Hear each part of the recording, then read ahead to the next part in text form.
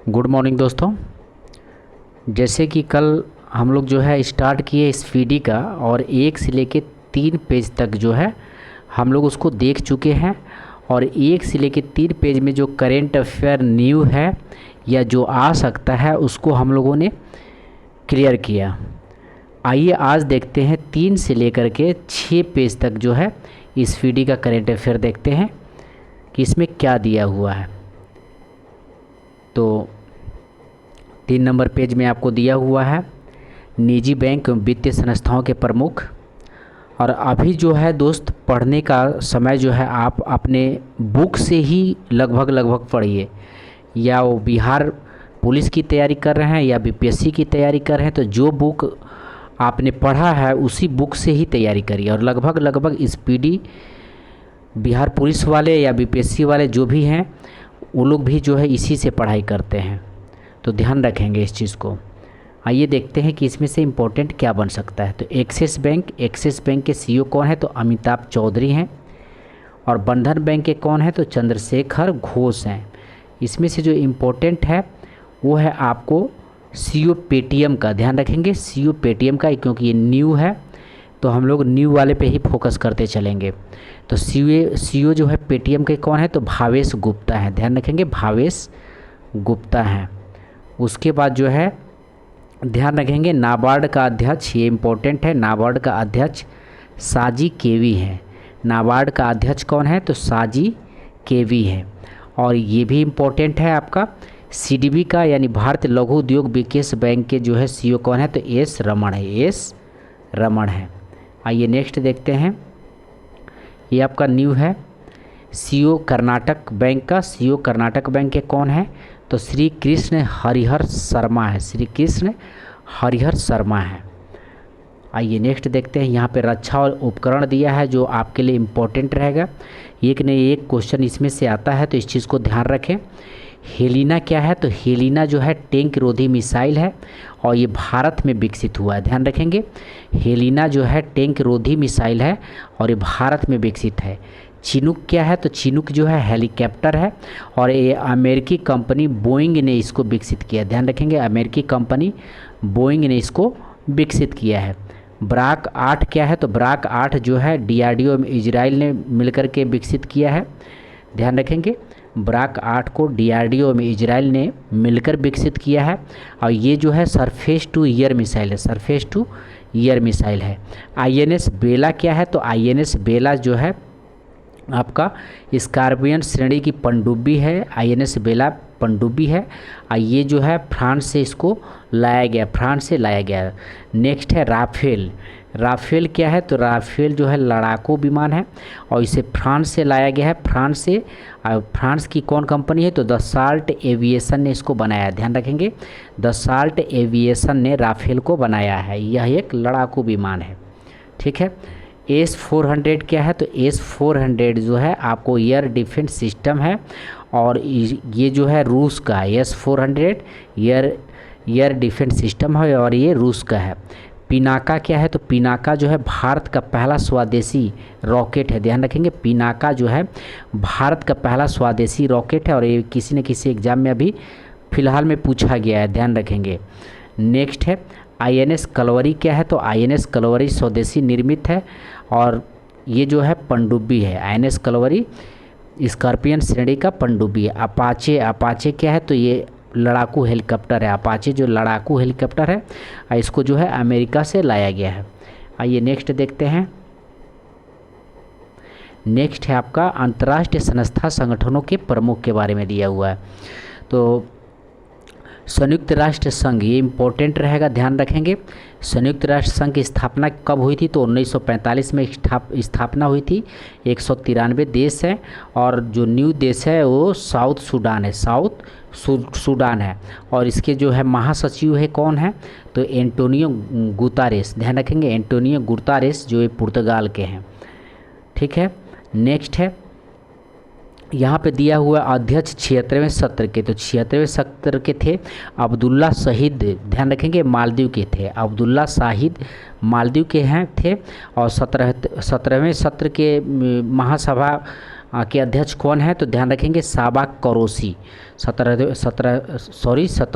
77वें सत्र के जो है महासभा कौन है? तो साबा करोसी हैं, ये हंगरी के हैं। और 78वें के हैं आपको डेनिस फ्रांसीसी हैं, ध्यान रखेंगे। नेक्स्ट है 14वें अध्यक्ष विश्व बैंक के कौन है? तो विश्व बैंक के ये हैं अजय बंगा। और विश्व बैंक को जो है जाना जाता है, ध्यान रखेंगे, IBRD नाम से भी जाना जाता है, तो इस चीज़ को भी ध्यान रखेंगे, IBRD के नाम से भी जाना जाता है। ये 14वें नंबर के हैं अजय बंगा। ये भारतीय हैं, भारतीय मूल के हैं और ये अमेरिका के हैं, ध्यान रखेंगे। नेक्स्ट है जो इम्पोर्टेंट होगा हम लोग वही देखेंगे, आप लोग ध्यान रखेंगे। विश्व व्यापार संगठन कौन है? यानी WTO के कौन है? तो नागोजी अकोंजी इवेला, ध्यान रखेंगे, नागोजी अकोंजी इवेला विश्व व्यापार संगठन। उसके बाद जो है अंतर्राष्ट्रीय श्रम संगठन के कौन है? तो गिलबर्ट हैंगबो हैं, गिलबर्ट हैंगबो, ये टोंगो को हैं, गिलबर्ट हैंगबो। यूनिसेफ के कौन बने हैं? तो कैथरीन रेसले हैं, ये अमेरिका के कैथरीन रेसले हैं। और विश्व स्वास्थ्य संगठन के WHO के कौन हैं? तो टेड्रोस आधानोम है, ध्यान रखेंगे, WHO के महानिदेशक टेड्रोस आधानोम हैं। सार्क के कौन है? तो सार्क के ध्यान रखेंगे इसाला रूवन बीरकुन श्रीलंका के हैं, इसाला रूवन बीरकुन श्रीलंका के हैं। आइए नेक्स्ट देखते हैं। यूरोपीय संघ की संसद कौन है? तो रॉबर्ट मेट्सोला हैं, रॉबर्ट मेट्सोला हैं, ये माल्टो का है, रॉबर्ट मेट्सोला माल्टो के हैं। नाटो के महासचिव कौन है? तो जेंस स्टोल्टेनबर्ग हैं, जेंस स्टोल्टेनबर्ग, ये नॉर्वे के हैं, ध्यान रखेंगे। नेक्स्ट है एशियाई विकास बैंक यानी ADB के अध्यक्ष कौन है? तो मत्सुंगु उत्सुकावा, ये जापान के हैं। नेक्स्ट है अंतर्राष्ट्रीय न्यायालय यानी ICJ कौन बने हैं? तो जुआना डोंगोई, ध्यान रखेंगे, जुआन डोंगोई। नेक्स्ट है अंतर्राष्ट्रीय एजेंसी नासा के प्रशासक कौन है? तो बिल नेल्सन है, बिल नेल्सन है। न्यू डेवलपमेंट बैंक के जो है अध्यक्ष कौन है? तो डिल्मा रूसेफ हैं, ये ब्राज़ील के हैं, तो ये बिल्कुल इम्पोर्टेंट रहेगा, न्यू है। तो न्यू डेवलपमेंट बैंक के डिल्मा रूसेफ, ये ब्राज़ील के हैं, ध्यान रखेंगे। नेक्स्ट है संयुक्त राष्ट्र मानवाधिकार परिषद के उच्चायुक्त कौन है? तो ध्यान रखेंगे वोल्कर तुर्क हैं, ये ऑस्ट्रिया के हैं, संयुक्त राष्ट्र मानवाधिकार के वोल्कर तुर्क, ये ऑस्ट्रिया के हैं। आइए नेक्स्ट पेज देखते हैं। विश्व के प्रमुख कंपनियों के CEO के बारे में दिया हुआ है, तो ध्यान रखेंगे एप्पल के कौन है? तो टिम कुक हैं। और एप्पल जो है सर्वश्रेष्ठ या नंबर 1 की कंपनी, तो इसको भी ध्यान रखेंगे। टाटा सन्स इम्पोर्टेंट होगा क्योंकि नया है, टाटा ट्रस्ट या टाटा सन्स के CEO कौन है? तो सिद्धार्थ शर्मा है, ध्यान रखेंगे। हिंदुस्तान यूनिलीवर लिमिटेड के कौन है? तो हिंदुस्तान यूनिलीवर लिमिटेड के हैं रोहित जावा हैं। TCS के कौन है? तो TCS का ध्यान रखेंगे, TCS के कृतिवासन है। और गूगल के कौन है? तो सुंदर पिचाई हैं, गूगल के सुंदर पिचाई हैं। और फेसबुक का कौन है? तो मार्क जुकरबर्ग हैं। ट्विटर के कौन है? तो लिंडा याकारिनो है, ध्यान रखेंगे, लिंडा याकारिनो है। तो अभी एलन मस्क हट गए, एलन मस्क जो है अभी CEO के पद से हट गए हैं, तो ध्यान रखेंगे ये इम्पोर्टेंट रहेगा। ट्विटर के CEO लिंडा याकारिनो है। नेक्स्ट है यूट्यूब के CEO कौन है? तो नील मोहन है। नेक्स्ट है टाटा इलेक्ट्रॉनिक्स के CEO कौन है? तो रणधीर ठाकुर है। आइए नेक्स्ट देखते हैं। सोशल मीडिया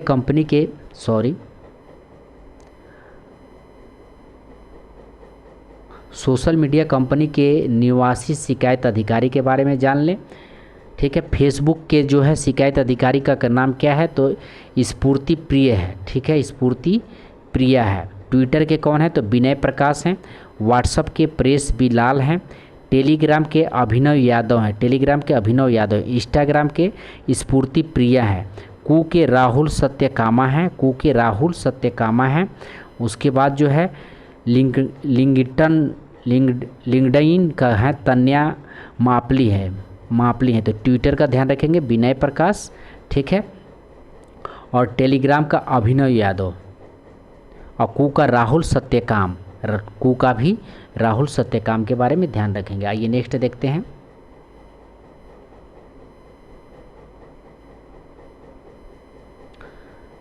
गणतंत्रता दिवस समारोह के मुख्य अतिथि कौन थे? तो इसको ध्यान रखेंगे 2023 को गणतंत्रता दिवस जो है, ये वाला नहीं 74वां पूछ सकता है, ध्यान रखेंगे 74वां, ये तो था आपको 75वां हो गया।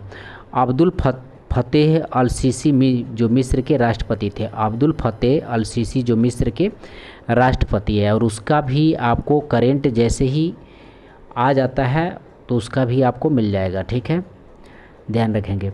सर्वश्रेष्ठ झांकी कौन था? तो मानसखंड पर आधारित उत्तराखंड की झांकी थी, उत्तराखंड की झांकी थी। और 2022 में जो है सर्वश्रेष्ठ झांकी उत्तर प्रदेश की थी, काशी विश्वनाथ कॉरिडोर। और 2021 में कोरोना के कारण नहीं हुआ था, ठीक है।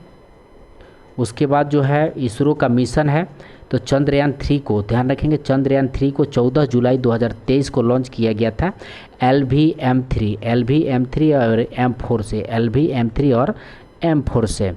न्यू करेंट अफेयर अभी फ़िलहाल में आने वाला है एक, जिसमें से अगस्त का भी करेंट रहेगा, तो उसका भी हम लोग लाइन बाय लाइन देखेंगे कि उसमें से इम्पोर्टेंट क्या रहेगा। तब तक जो है आप अगस्त का जो भी करेंट है उसको ध्यान रखें। वन वेब इंडिया 2 26 मार्च 2023 को लॉन्च हुआ था LVM3 से, ध्यान रखेंगे। वन वेब इंडिया 2 26 मार्च 2023 को LVM3 से ध्यान रखेंगे, वन वेब इंडिया 2 को लॉन्च किया गया। तो इसमें ये इंपॉर्टेंट है, इसका नाम याद रखेंगे। EOS 7 जो है 10 फरवरी 2023 को, और ये SSLV D2 के माध्यम से लॉन्च हुआ था। EOS 6 26 नवंबर 2022 को PSLV C54 से लॉन्च हुआ था। वन वेब इंडिया 1 ध्यान रखेंगे, इंडिया 2 था, ये इंडिया 1 है। 23 अक्टूबर 2022 को लॉन्च हुआ था LVM3M2 से। आइए जो है कब किससे लॉन्च हुआ? तो LVM3 से लॉन्च हुआ है, LVM3M2 से लॉन्च हुआ है, इसको ध्यान रखेंगे। DSEO मिशन लॉन्च हुआ है 29 जून 2022 को, PSLV C53 से लॉन्च हुआ है। GSAT 24 ध्यान रखेंगे, GSAT 24 बहुत बार एग्ज़ाम में आ चुका है, 23 जून 2022 को लॉन्च हुआ था। और एरियन 5 VA257 से लॉन्च हुआ था, एरियन 5 VA257 से लॉन्च हुआ था। EOS 4 14 फरवरी 2022 को लॉन्च हुआ था, PSLV C52 से लॉन्च हुआ था। आइए नेक्स्ट देखते हैं इसरो की आगामी मिशन क्या है, और ये आपके लिए इम्पोर्टेंट रहेगा। तो चंद्रयान 3 का लॉन्चिंग हो चुका है, आप जान रहे हैं इस चीज़ को, तो ध्यान रखेंगे। गगनयान का लॉन्चिंग होने वाला है 2024 में, भारत का पहला मानव युक्त अंतरिक्ष कार्यक्रम होगा, ये ध्यान रखेंगे। गगनयान 2024 में लॉन्च होने वाला, और भारत का पहला मानव युक्त अंतरिक्ष कार्यक्रम लॉन्च होने वाला है।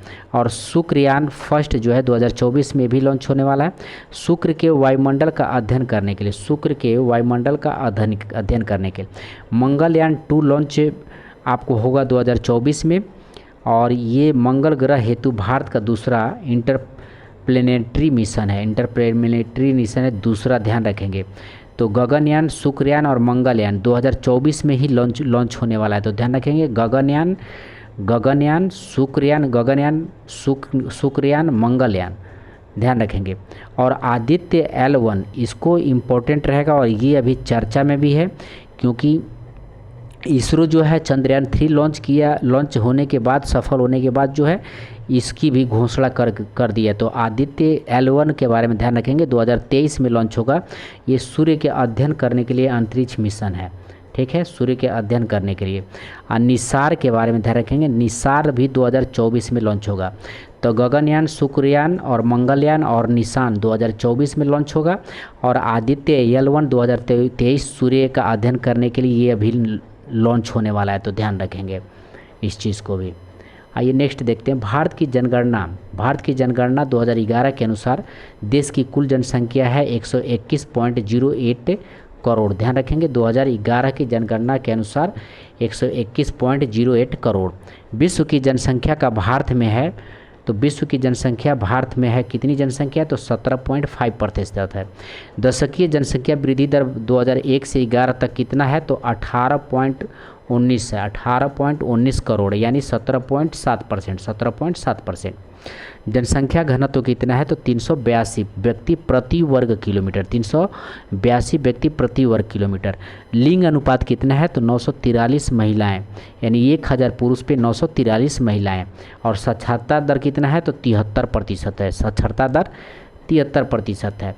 अब आइए देखते हैं पाँचवा बाघ गणना रिपोर्ट के बारे में। तो बाघ गणना रिपोर्ट के बारे में भी ध्यान रखेंगे। 2022 का आंकड़ा है। बाघों की कुल जनसंख्या कितनी है, तो 3167, ध्यान रखेंगे 3167 या 3167, 3167 आप याद रखेंगे इस चीज़ को। 2018 में कितना था, तो 2967 था, 2967 था। अभी कितना, तो 3167 हो गया है, यानी 2% की वृद्धि हुई है, ध्यान रखेंगे। अभी 2018 और 22 के बीच बाघों की संख्या में वृद्धि कितनी हुई है, तो 200 बाघों की वृद्धि हुई, यानी 6.7% की वृद्धि हुई है, ध्यान रखेंगे 6.7% की वृद्धि हुई है। तो इस चीज़ को भी ध्यान रखेंगे। बीचों में बाघों की संख्या में वृद्धि 741, 33% था। टाइगर रिजर्व की संख्या कितनी है, तो कुल भारत में 53 है। टाइगर रिजर्व की संख्या कुल कितना है, 53 है। ये 75,000 वर्ग किलोमीटर में फैला हुआ है, 75,000 वर्ग किलोमीटर में फैला हुआ है। आइए नेक्स्ट देखते हैं। सबसे अच्छा प्रबंधित टाइगर रिजर्व कौन सा है, तो पेरियर टाइगर रिजर्व है, पेरियर टाइगर रिजर्व है और एक केरल में है, ध्यान रखेंगे। सबसे अच्छा प्रबंधित tiger reserve Periyar tiger reserve है, ये केरल में है। आइए नेक्स्ट देखते हैं। पश्चिमी घाट, इसको पॉइंट को ध्यान रखेंगे। पश्चिमी घाट, पूर्वोत्तर पहाड़ियाँ, झारखंड, उड़ीसा, छत्तीसगढ़, तेलंगाना में बाघों की संख्या में गिरावट आई है, ध्यान रखेंगे। पश्चिमी घाट हो गया आपका, पूर्वोत्तर पहाड़ियाँ होगा, यानी पूर्वोत्तर पहाड़ियाँ हो गई, और झारखंड, उड़ीसा, छत्तीसगढ़, तेलंगाना में बाघों की संख्या में गिरावट देखी गई है। और शिवालिका पहाड़ियों में, गंगा के मैदान में और पूर्वी घाट में, ध्यान रखेंगे पूर्वी घाट में बाघों की संख्या में सबसे ज़्यादा वृद्धि दर्ज की गई है, वृद्धि दर्ज की गई है, तो इसको भी ध्यान रखेंगे। आइए नेक्स्ट देखते हैं। नेक्स्ट है भारत में 2021-23 में आए तूफान एवं चक्रवात के बारे में दिया हुआ है, तो इसको देखते हैं, ठीक है। बेरुआ जो है ये बंगाल के खाड़ी में आया था, इसका नामकरण किया था मालदीव। तमिलनाडु और केरल प्रभावित क्षेत्र था। बेरुआ से तमिलनाडु और केरल प्रभावित क्षेत्र था और ये बंगाल की खाड़ी में आया था, इसका नामकरण कौन किया था, तो मालदीव किया था। निवार जो है तमिलनाडु और पुदुचेरी प्रभावित क्षेत्र था, आप बंगाल की खाड़ी में भी आया था और नामकरण इसका किया था ईरान, ध्यान रखेंगे इसका नामकरण ईरान किया था। इसको थोड़ा जूम कर लेते हैं। ये नेक्स्ट देखते हैं। निसर्ग के बारे में। निसर्ग जो है महाराष्ट्र और गुजरात में आया था, ये अरब सागर में आया था। निसर्ग ध्यान रखेंगे अरब सागर में आया था। और निसर्ग का नामकरण किया है बांग्लादेश। अम्फान जो है ये उड़ीसा और पश्चिम बंगाल प्रभावित क्षेत्र था, उड़ीसा और पश्चिम बंगाल, और ये बंगाल के खाड़ी में आया था। और ये अम्फान का नाम जो है थाईलैंड ने रखा है। गुलाब जो है ये प्रभावित क्षेत्र था उड़ीसा और आंध्र प्रदेश। गुलाब से प्रभावित क्षेत्र उड़ीसा और आंध्र प्रदेश था। और ध्यान रखेंगे ये बंगाल के खाड़ी में भी आया था और पाकिस्तान ने इसका नाम रखा था। नेक्स्ट है शाहीन जो है ओमान और ईरान प्रभावित क्षेत्र है। शाहीन से ओमान देश और ईरान प्रभावित क्षेत्र है और ये अरब सागर में आया था और इसका नाम कतर रखा था। तो शाहीन का नाम याद रखेंगे। ओमान और ईरान प्रभावित क्षेत्र दो देश था और अरब सागर में ही आया था और कतर ने इसका नामकरण किया था। जवाद के बारे में देख लेते हैं। तो जवाद जो है ये उड़ीसा और अर्थ उदार में आया था और ये बंगाल की खाड़ी में, और इसका नाम जो है सऊदी अरब ने रखा है। जवाद का नाम कौन रखा है, तो सऊदी अरब ने रखा है। आइए नेक्स्ट देखते हैं। आसानी जो है ये आंध्र प्रदेश और उड़ीसा प्रभावित क्षेत्र था, ये बंगाल के खाड़ी में आया था। और आसानी का नामकरण कौन किया था, तो श्रीलंका ने किया था। शीतरंग जो है ये पश्चिम बंगाल और बांग्लादेश में आया था, बंगाल की खाड़ी में, और थाईलैंड ने इसका नामकरण किया था। मेंडूस जो है तमिलनाडु और आंध्र प्रदेश में आया था, तो मेंडूस का नाम याद रखेंगे, इंपॉर्टेंट रहेगा दोनों, मेंडूस और मोचा। तो मेंडूस कब तमिलनाडु और आंध्र प्रदेश में, ये भी बंगाल की खाड़ी में आया था। अब मेंडूस का नाम रखा था यूएई ने, यूएई ने। मोचा, मोचा जो है बंगाल और उड़ीसा में, बंगाल और उड़ीसा और बंगाल की खाड़ी में, और इसका जो है यमन ने नामकरण किया था। आइए देख लेते हैं विश्व में भारत के शीर्ष 3 सुपर कंप्यूटर के बारे में। तो विश्व के शीर्ष 3 सुपर कंप्यूटर है। पहला जो है फ्रंटियर है, फ्रंटियर ये अमेरिका का है। दूसरा जो है फागोकू जो जापान का है। तीसरा जो है लूमी जो फिनलैंड का है। तो फ्रंटियर अमेरिका का, फुगाकू ध्यान रखेंगे, फुगाकू ये जापान का है, लूमी जो है फिनलैंड का है। अब आइए भारत के शीर्ष 3 सुपर कंप्यूटर के बारे में देख लेते हैं। तो परम सिद्धि जिसको सीडैक, जिसको पुणे में बना था, सीडैक ने बनाया था पुणे में। अब प्रत्यूष IITM पुणे की बनाई थी, IITM पुणे की बनाई थी। मिहिर जो है IITM पुणे की बनाई थी। तो प्रत्यूषी और मिहिर पुणे की IITM ने बनाया था, और परम सिद्धि को सीडैक ने बनाया था। इस चीज़ को ध्यान रखेंगे। आइए नेक्स्ट देखते हैं भारत वन स्थिति रिपोर्ट 2021 के बारे में। तो वन रिपोर्ट के बारे में भी आपको पढ़ के जाना है, ये भी इम्पोर्टेंट रहेगा।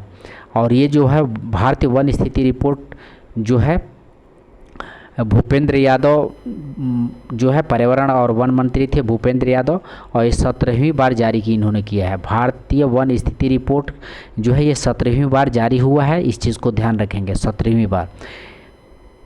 इसमें से इम्पोर्टेंट क्या क्वेश्चन बनेगा देख लीजिए।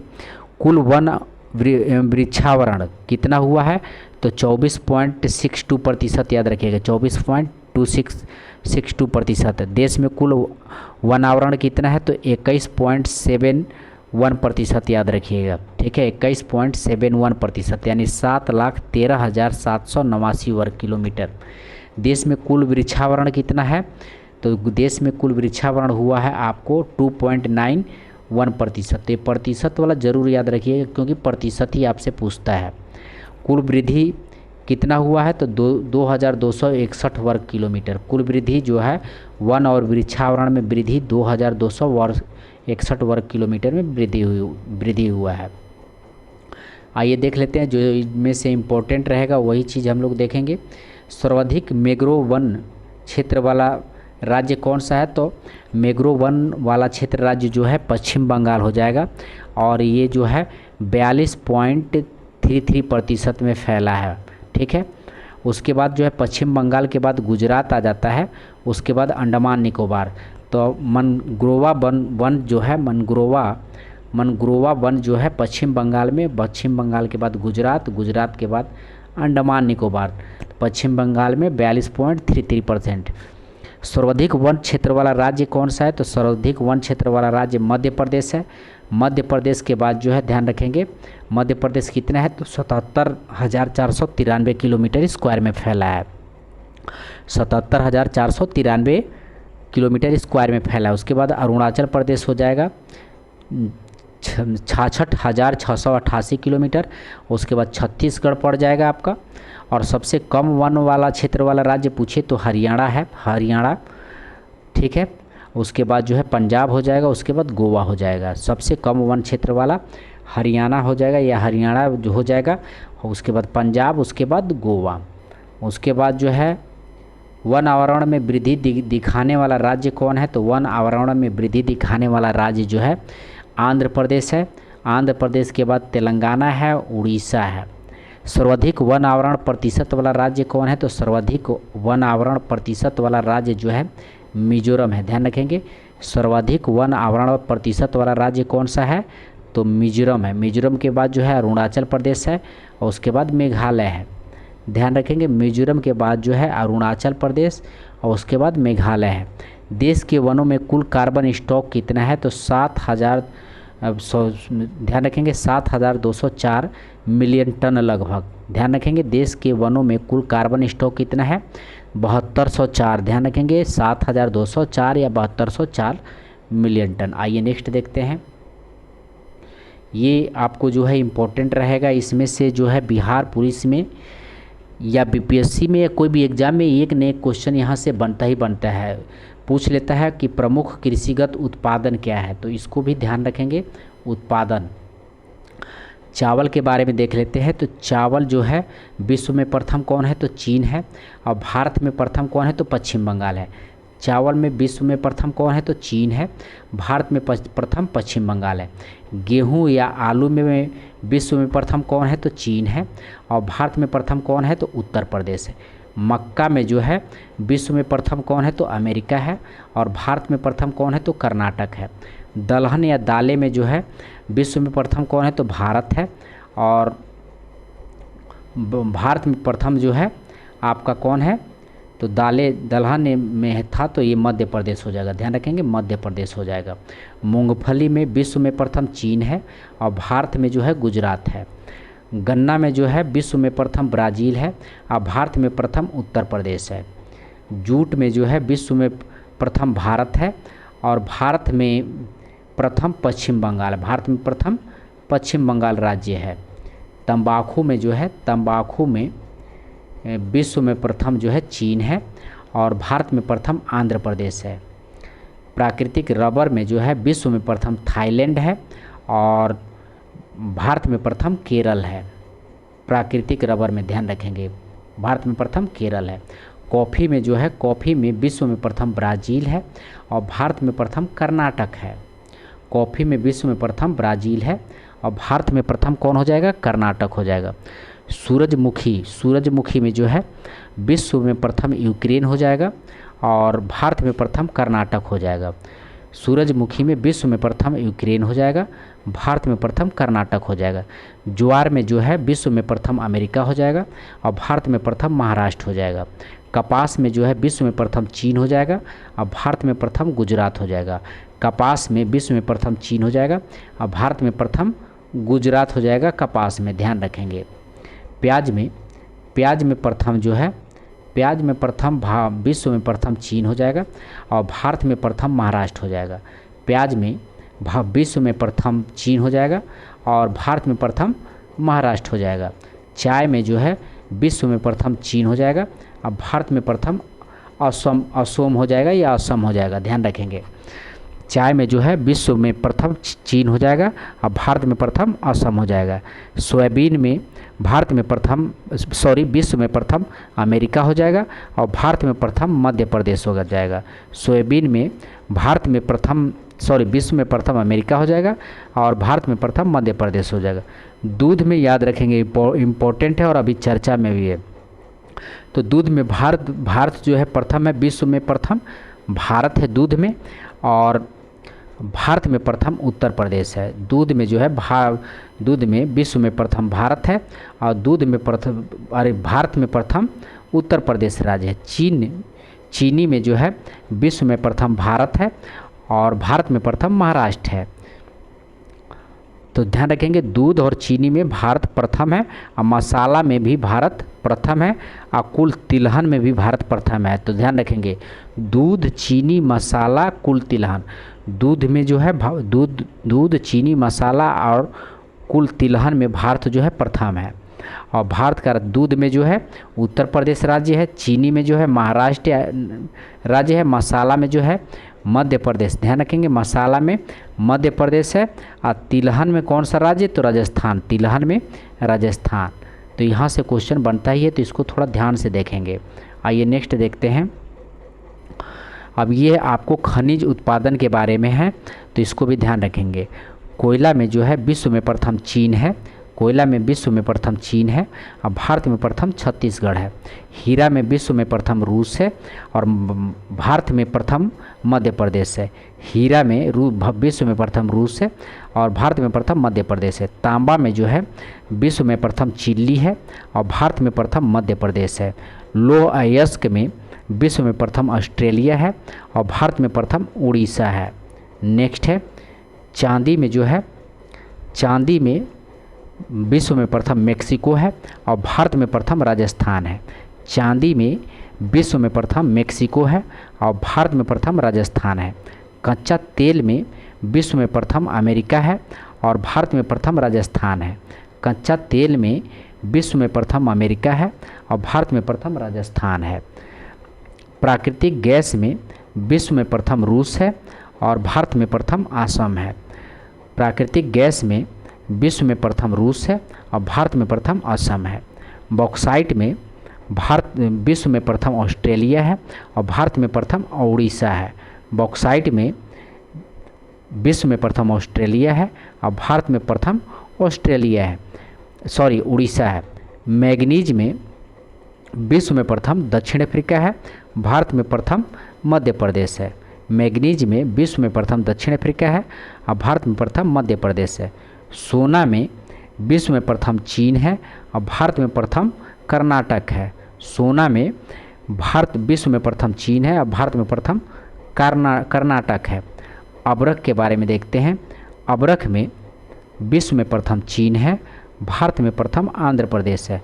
अबरख में विश्व में प्रथम चीन है और भारत में प्रथम आंध्र प्रदेश। यूरेनियम में विश्व में प्रथम कजाकिस्तान है और भारत में प्रथम आंध्र प्रदेश है। यूरेनियम में विश्व में प्रथम कजाकिस्तान है और भारत में प्रथम आंध्र प्रदेश है। उत्पादन में ध्यान रखेंगे, भंडार पूछे तो ये झारखंड चला जाएगा। टंगस्टन में विश्व में प्रथम चीन है और भारत में प्रथम आंध्र प्रदेश है। टंगस्टन में विश्व में प्रथम चीन है और भारत में प्रथम आंध्र प्रदेश है। कैडमियम में विश्व में प्रथम चीन है और भारत में प्रथम आंध्र प्रदेश है। कैडमियम में विश्व में प्रथम चीन है और भारत में प्रथम आंध्र प्रदेश है। निकिल में विश्व में प्रथम इंडोनेशिया है और भारत में प्रथम उड़ीसा है। निकिल में विश्व में प्रथम इंडोनेशिया है, भारत में प्रथम उड़ीसा है। क्रोमाइट में विश्व में प्रथम दक्षिण अफ्रीका है और भारत में प्रथम उड़ीसा है। आइए नेक्स्ट देखते हैं। टीन में भारत में विश्व में प्रथम चीन है और भारत में प्रथम छत्तीसगढ़ है। टीन में विश्व में प्रथम चीन है और भारत में प्रथम छत्तीसगढ़ है। सीसा में विश्व में प्रथम चीन है, भारत में प्रथम राजस्थान है। सीसा में विश्व में प्रथम चीन है, भारत में प्रथम राजस्थान है। प्लेटिनम में विश्व में प्रथम दक्षिण अफ्रीका है, भारत में प्रथम उड़ीसा है। प्लेटिनम में विश्व में प्रथम दक्षिण अफ्रीका है और भारत में प्रथम उड़ीसा है। आइए नेक्स्ट देखते हैं। नेक्स्ट यहाँ पे न्यूनतम केंद्रीय मंत्रिपरिषद दिया हुआ है, तो ये पेज भी आपको इम्पोर्टेंट रहेगा और ये जो है पेज आपको एक्स्ट्रा लिया जा रहा है। जो पेज में इम्पोर्टेंट दिया हो वही पेज लिया जा रहा है। तो ध्यान रखेंगे यहाँ पे केंद्रीय मंत्री के बारे में तो सब जानता है, लेकिन अमित शाह के बारे में एक नया पोस्ट ध्यान रखेंगे। ये सहकारिता मंत्री भी हैं, ठीक है।